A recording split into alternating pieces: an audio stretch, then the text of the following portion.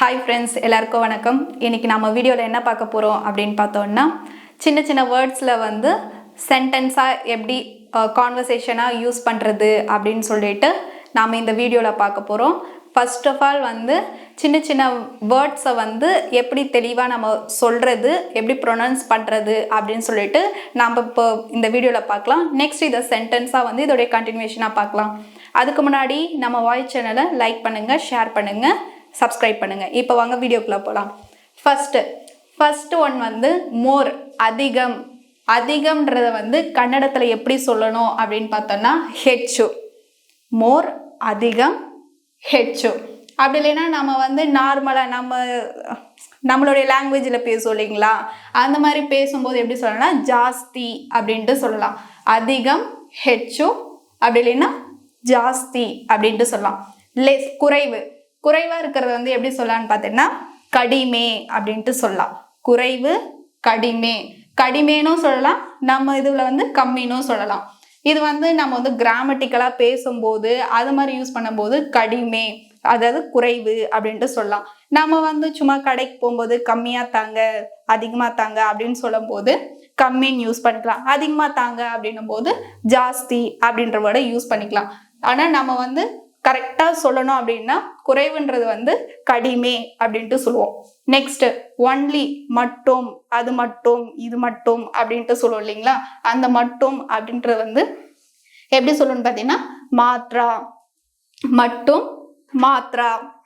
Still, இன்னும், இன்னும் வேணும் அப்படின்னு கேட்போம் இல்லையா, அந்த இன்னும் அப்படின்றத வந்து எப்படி சொல்லணும்னு பார்த்தீங்கன்னா இன்னும் அப்படின்ட்டு சொல்லுவோம்.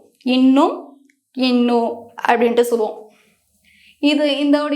இந்த வேர்ட்ஸுக்கான சென்டென்ஸ் எல்லாமே நம்ம நெக்ஸ்ட் பார்க்கலாம். இப்போ நம்ம வந்து லெசன் 6ல் வந்து வேர்ட்ஸை பார்த்தோம். இப்போ அதுக்கு ஈக்குவலாக வந்து சென்டென்ஸை எப்படி நம்ம ஃபார்ம் பண்ணுறது அப்படின்னு சொல்லிட்டு நம்ம பார்க்க போகிறோம். ஃபர்ஸ்ட்டு இது அதிகமாக உள்ளது. நம்ம அங்கே வந்து ஃபர்ஸ்ட் வேர்ட்ஸில் வந்து ஹைன்னு பார்த்துருப்போம். இப்போ அதுக்கு ஈக்குவலாக வந்து சென்டென்ஸ் ஃபார்ம் பண்ணுறதுனால இப்போ அந்த அதிகம்ன்ற ஒரு சென்டென்ஸை நம்ம யூஸ் பண்றோம். இது அதிகமாக உள்ளது. இதை எப்படி வந்து நம்ம கன்னடத்துல சொல்லுவோம் அப்படின்னு பார்த்தோம்னா இது ஜாஸ்தி ஆயித்து. எப்படி சொல்றோம்னா இது ஜாஸ்தி ஆயித்து. இது அதிகமாக உள்ளது, இது ஜாஸ்தி ஆயித்து. இங்க அதிகம்ன்றது வந்து இங்க ஜாஸ்தி அப்படின்ட்டு நம்ம ஹைலைட் பண்றோம். அப்போ அதிகம்ன்றது வந்து கன்னடத்துல ஜாஸ்தின்னு சொல்லலாம். நெக்ஸ்ட் ஒன் வந்து இது குறைவாக உள்ளது.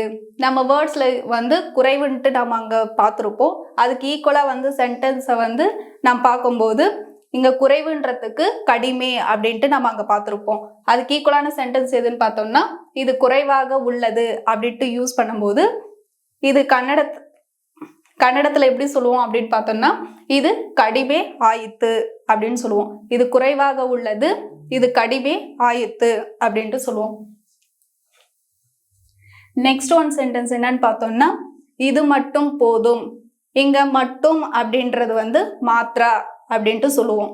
இது கன்னடத்துல எப்படி நம்ம சொல்லணும் சென்டென்ஸா அப்படின்னு பார்த்தோம்னா இது மாத்ரா சாக்கு அப்படின்னு சொல்லுவோம்.